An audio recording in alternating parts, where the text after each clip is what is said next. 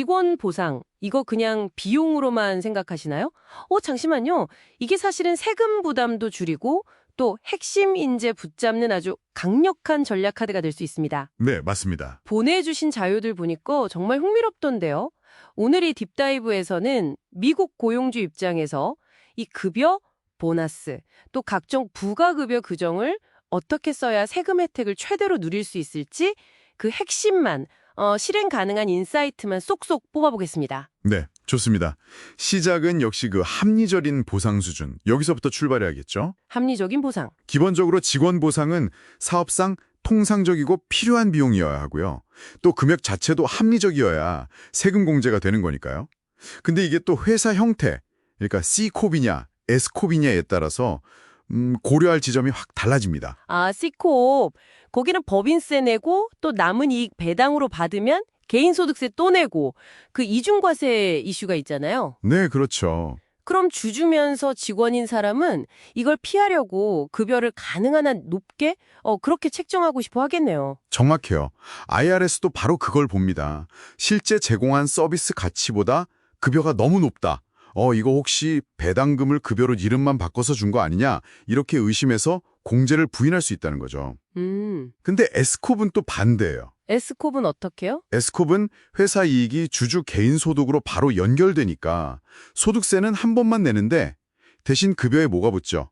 그 사회보장세랑 메디케어세, FICF 유타라고 부르는 거예요. 이게 한 15.3% 정도 되거든요. 아, 그 급여세 부담이 크군요. 그럼 S컵 주주 직원은 이걸 아끼려고 급여는 되도록 적게 신고하고 대신에 이제 이익분배금으로 많이 가져가려고 하겠네요. 여기서 문제는 없나요? 당연히 있죠. IRS가 그걸 모를 리가 없잖아요. 급여를 비합리적으로 낮게 잡는 걸 보면 이거 급여세 회피하려는구나 하고 분배금 일부를 강제로 급여로 봐서 세금을 매길 수 있습니다. 그렇군요. 그러니까 중요한 건 C코업이든 S코업이든 뭐랄까 마법의 숫자를 찾는 게 아니에요. 네. 내 사업 구조에 맞춰서 방어 가능한 그 근거를 마련하는 게 핵심입니다.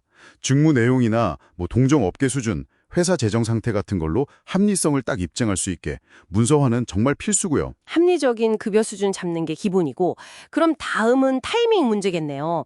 특히 보너스, 이거 언제 주느냐가 세금에 영향을 미친다는 거죠. 연말 지나서 저도 작년 비용으로 인정받는 킵이 있다고요? 네, 그 발생주의 회계 쓰는 기업이면 2.5개월 규칙이라는 걸 활용할 수 있어요. 2.5개월 규칙? 네, 특정 요건만 맞으면 회계연도 끝나고 2.5개월 안에 예를 들어 12월 30일 마감 법인이면 3월 15일까지 지급하는 직원 보너스 있잖아요. 이걸 실제 지급한 해가 아니라 그 보너스 지급 의무가 생긴 이전 연도 비용으로 공제받을 수 있는 겁니다. 오, 다음 해 초에 돈이 나가는데 전년도 비용 처리가 된다.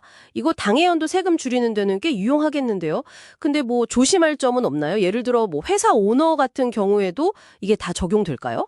예리하신데요. 바로 그 관련자 규정 때문입니다. 관련자요? 네, 쉽게 말해서 회사랑 좀 특수관계에 있는 사람들, 예를 들면 S코프의 모든 주주라던가 아니면 C코프 지분을 절반 넘게 가진 대주주 같은 경우요.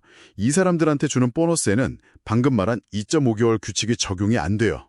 그럼 이분들 보너스는 언제 공제되는 건가요? 무조건 실제 돈이 지급된 해에만 비용 처리가 가능합니다. 세금 이혼 혜택이 없는 거죠. 그렇군요. 오너 직원에게는 안 되는군요. 그럼 일반 직원들 보너스는요? 연말까지 개인별로 얼마 줄지 딱 확정이 안 될 수도 있잖아요.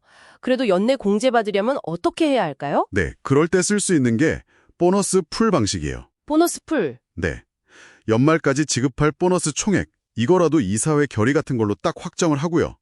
혹시 중간에 퇴사자가 생기면 그 몫은 남은 직원들한테 나눠준다. 이런 규정까지 명확히 해두면요.